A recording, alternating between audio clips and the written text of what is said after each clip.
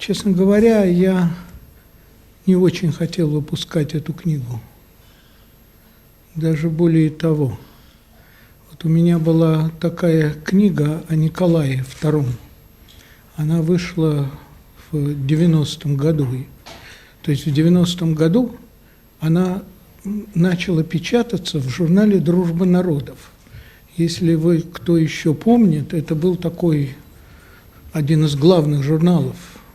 Тогда это было время толстых журналов, и это было невероятно почетно.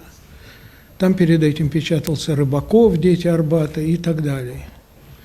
И когда я опубликовал первую часть, там пошли отзывы.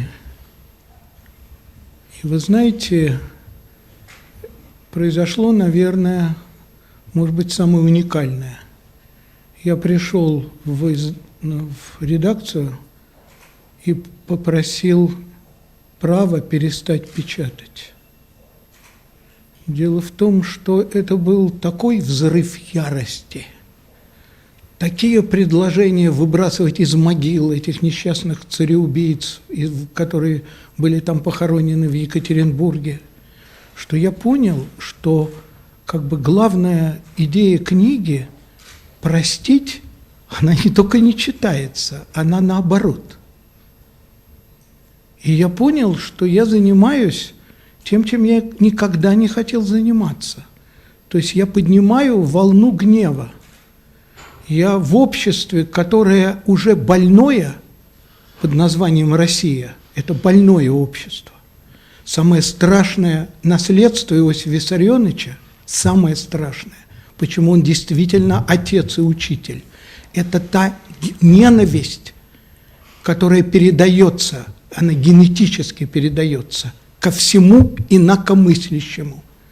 Откройте, войдите в интернет и посмотрите эту ярость, эти ругательства, этот ужас, и вы поймете, что он живой. Вот повторяю, тогда я перестал печатать. И сейчас я ведь напечатал биографию Сталина, бог знает когда, в 93-м, по-моему, году. И тогда я уже 1000 раз рассказывал эту историю, но чтобы вам было понятнее, я ее повторю.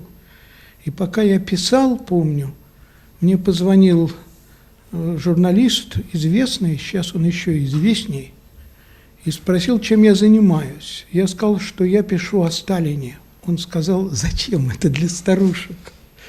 И это было только для старушек тогда. Более того, когда я такой краткий очерк отдал в «Огонек», Корочич сказал, что это всем известно. Это общее место политических статей. И я тогда ответил этому журналисту, к сожалению, когда я закончу, он будет участником предвыборной кампании.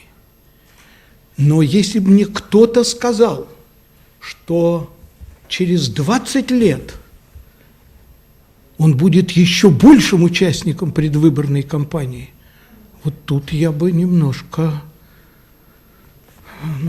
как вам сказать, испугался этой тени. Вы понимаете, чтобы появилось, я не читаю почти газеты не потому, что я сноб, а потому что мне нужно в день читать приблизительно 3 книги.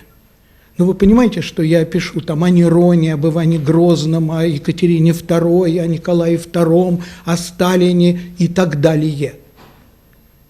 И делаю это все время. Поэтому мне нужно просто очень много читать. Поэтому на такую роскошь, как чтение газет, у меня не хватает времени. И поэтому все сенсации газетные я не знаю. Но вдруг меня просто потрясло, что, оказывается, статья о Сталине, я уж не знаю чья, вызывает такой безумный ажиотаж. Настолько он силен. Вы понимаете, уже давно нет никакого Сталина. Нет, есть маски. Маска сильной власти, маска националиста, являясь грузином, как он может быть, но он тоже националист. Маска ненавистника евреев. Ну, много масок. И каждый берет свою. И есть маска монархическая, то есть великой державы, которую как бы разворовали. И есть маска еще одна, скромного человека, очень скромного, который, в отличие от новых, не воровал, коррупции не замечен. Ему ничего не принадлежало. Когда он умер, ему принадлежали сапоги, мундир генералиссимуса и пара шинелей. Правда, забывают, что еще ему принадлежала вся страна. Причем безоговорочно. Вы понимаете, поэтому невероятный образ, удивительный образ. И еще, и вот это правда, культурный человек. Вы понимаете, это человек, который вот там у меня в книжке, вы найдете его подписи под...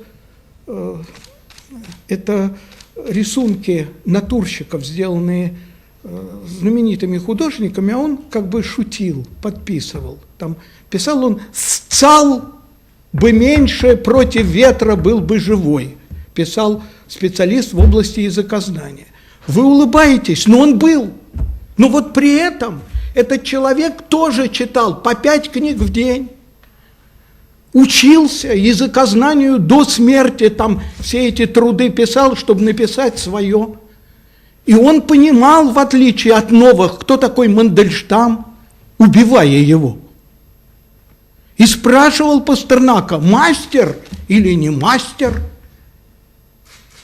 И поэтому, когда кончится этот культ личности, все будут удивляться: а почему Пастернак, он так Сталина-то ценит? А потому что литературу читал, уровень знал.